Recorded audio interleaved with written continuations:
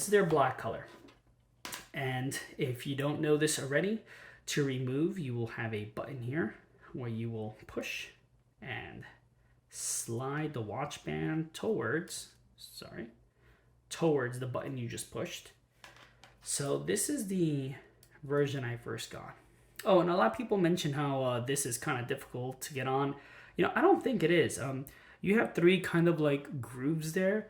If you line this up all the way to the right, which is, you know, where it's going to start, and you get it kind of, hold on, sorry, keep pressing and holding this, and you kind of get this to be flat and then slide it over, that's it. It's in, you know. I think maybe it took me like 2-3 times to figure that out, but it's in. So back to what I was saying. So I got this black version thinking the black leather was gonna look great. What I didn't like was the mismatching of the black lugs, that's the sticks that hold these metal protruding rods that hold your watch band. So these black lugs against this kind of stainless steel silver polish, I didn't like that. I don't know, maybe to me on wrist, I have kind of big wrists, so it does look kind of small. I didn't think it was as classy looking as the whole silver on silver with the silver dial. So I immediately thought, well, I'm going to change this out and I'll probably get another band. But then I saw that Google also sold the, what is this one called? Two-tone leather band. And it's called two-tone because unfortunately, and the only thing I don't like about it, is it does come with these beautiful like polished silver lugs that will match your actual timepiece body, but it comes in 2 tones. As you see, it's a gray on top and black on the bottom. And that is literally how they sell it. Each combination comes with 2 colors. And sure, it's kind of cool, but it kind of drives me insane. I mean, I would rather have a major accent color if I was going to have 2 tones. And then for the crafted leather, you have your standard kind of clasp here. But for this one, you have the type that kind of loops through and then closes and goes in under itself so that the slack of the band is hidden in your wrist. At first I thought that was going to bother me, but I actually really like this. I was surprised at how much I like this and how comfortable it was. I'm able to wear these. I've had this now for over a month. I'm able to wear these bands, the leather ones, no problems. The original active one that came with my watch, which is this gray color, I mean, I guess maybe my skin gets irritated kind of easily. This kind of bothered me after about a week or so, maybe even 5 days. I guess it was just the way, you know, it's hot and sweaty here. It's just the way, I guess it was irritating or rubbing. I didn't like it as much, so I immediately wanted to run to these, which I did. But the video is about getting this kind of lug base that attaches to the watch to switch this band that came from Google out with another band I bought. And I just want to point out that I have here a Galaxy Watch 4, which is, it's not my watch, so I don't want to turn it on or anything, but I want to point out that the bands for the Watch 4, they do protrude here on the side or kind of expand here, but the actual base, the band size, is 20 millimeters, the same exact size as the Pixel Watch. So some of these watch bands I have are titled Galaxy Watch 4 or Galaxy Watch 5 band replacers because it's the same 20 millimeters. And to easily show that, I brought this measuring tool, which should measure, where is it? It's from here to here. There's your 20.3. Again, it's not precise because I don't have the actual band off. And then for this, I can actually use, which measures at 20.17. All right, so 20 millimeters. The watch I had before my Galaxy Watch was probably one of my favorite style watches, which was the Skagen, what is it called again? The Skagen something 3. It was the 3rd version of this Skagen watch from Fossil, which again had these kind of long protruding lugs, which I absolutely loved, and this 22 millimeter band. Unfortunately, this watch was already underpowered and outdated from the moment it came out, so definitely prefer the newer generation. So, a lot of bands on Amazon, leather bands like these 3 I have here, which I'm honestly probably not even going to try to pronounce some names of these companies. They're Chinese bands with I don't know what. I will link them if anybody sees here anything here they like. These bands range from as low as $15 to like $25. I also have a couple other bands that are coming. They're in the $50, $60 range because of the type of leather, but I just want to get something quickly. I'll even link some of these band removal tools. You can do this with a very tiny flathead screwdriver. I don't recommend it. You have a good chance of piercing and permanently scratching your band, especially if you're getting something that's like suede or leather. You're gonna get like a gouge in there and you're gonna ruin it. So definitely get one of these removal tools. There are a lot of bands I've seen on Amazon. They go for about $20-25 and include one of these because they're pretty cheap. If not, you can get a cheap one like this for a couple of bucks. Again, I'll link all of this there. And this isn't a link removal tool because we're not removing links from like a metal band. This is a watch band removal tool. So let me go ahead and remove all these. And I'm gonna go, I think for now, I'm gonna go with the Barton band. It's the only one that's simple enough, so I'm just gonna go with that. Make sure that I am focused while I do this here. My camera, let's move in here. Here we go. Should be able to use this side.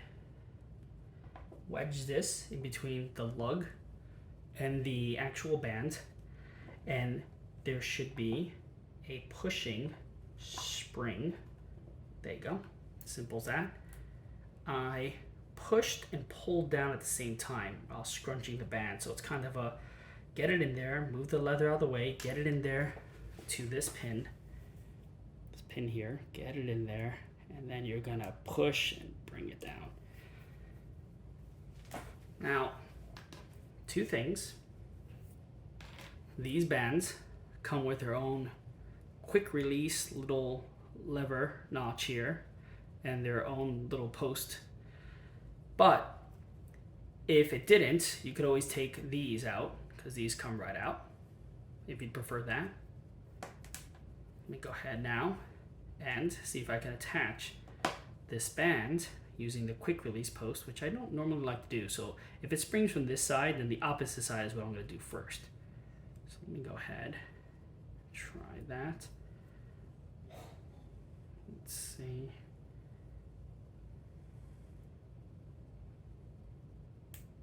Okay, we got that in. Let me go ahead and show that closer up there. Focus on that. There it is. Let me go ahead and bring the watch. And again, from this side,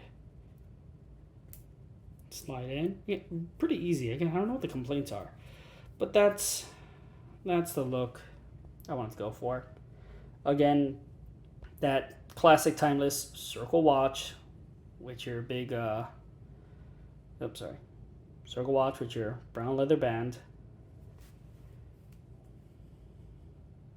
Yeah, I mean, I'm definitely be switching between this leather band. I also have what I prefer, which is a leather or suede band, but with a rubber inlay, so that, you know, when you have a more, I guess, rugged day or something where you're sweating, whatever, this is just nicer on the skin. You'll be sweating a lot, so I definitely like those hybrids. I'll go ahead and do the top one, and then we'll be done here. Again, take this band out.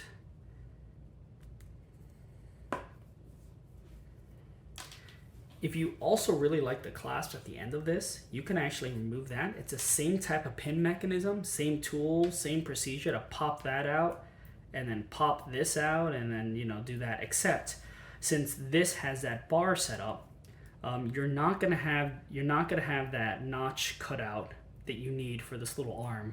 So that will look a little strange there probably. So just warning with that. And I may try that with something else, but I'm going to go ahead and keep what we have here. Let me just take this off real quick. So last time I did it with this bigger tool that had this kind of larger flat, sorry, let me see if we can focus on that, larger flat tool. I'm going to try it with the smaller other side. It really should be the same thing. I'm going to use this cheaper one that came free with one of these watch straps.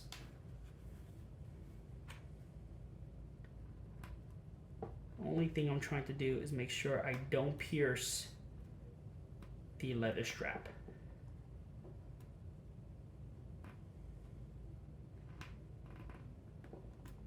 There you go, same thing.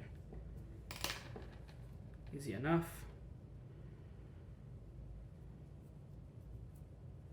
This says the quick release latch. I'm going to use that to pop it in. If not, you would have to bring it above with that post, and with that same tool, you'd have to push that in. It's the same thing as taking it off, just in reverse. Okay, that latched on. Slide it up here. Again, I'm going to show the and that's on. And that is the Pixel Watch using the two-tone leather band lugs and base to attach a, what I want to consider a, I want to say this is like a $22 leather band, 20 millimeter weathered brown band by Barton. And it took maybe all of, I want to say like 3 minutes. And I'm going to go ahead and put this on wrist and take a look at it. Again. Okay, in my opinion, that's a classier looking timepiece. That's kind of more I was hoping for when I saw this big glass circle pebble when they released this watch for the first time. I was like, wow, okay, it comes in silver. I really hope that they have it with a nice leather band. And when I didn't see that option, I started seeing all these rubbery active bands. I was like, no, I gotta figure that out. So day one, I already had an idea that you'd be able to remove the band when I saw the way that this looked online. So I immediately ordered this, knowing that I could probably do it. And I started seeing articles of people doing that. I was like, great, thank you for confirming it. And the only thing that held me back was that I was so comfortable with this black crafted leather band that I left this on for about 2 weeks. And eventually when I got back from traveling, then I ordered all the other brown leather bands that you see here. I actually have like 3 more coming. And I will be jumping around and hopefully trying different types out. But that is how that works. Again, it's snug, it fits. I'm not going to have any issues with that. And thanks for watching. Hopefully, if you had any questions about the procedure and how to do this, this will answer any questions you had. Hopefully it covers, using the tools, making sure that you carefully pull away from the leather band, not to break it. Don't get yourself anything crazy expensive. Why spend $50 on some band that you may not like, unless you're going to spend $50 on getting one of these, just so you can have that base. Now, I know there are third-party sites that have bands already to come with their own base, but I want to stick with Google's OEM. I know this is going to work. Now, here's why I went ahead and I bought all these. When I bought my Pixel, like a lot of people did, and they pre-ordered it, you probably got a Google Play Store or a Best Buy store credit. Why don't you just use some of that on possibly one of these? Get yourself a band and then customize and make it look exactly the way you want it to look. Appreciate you guys for watching. I'll have more videos in the future reviewing the Pixel 7 and stuff. And I'm kind of all over the place. That's kind of what I expected it to be with this channel. But I'm going to do a review on my Steam Deck. I'm going to finish a review on my Steam Deck and installing retro systems on that and getting back to some arcade stuff. Have a good one, guys. Hopefully I'll be able to release a whole lot more videos soon.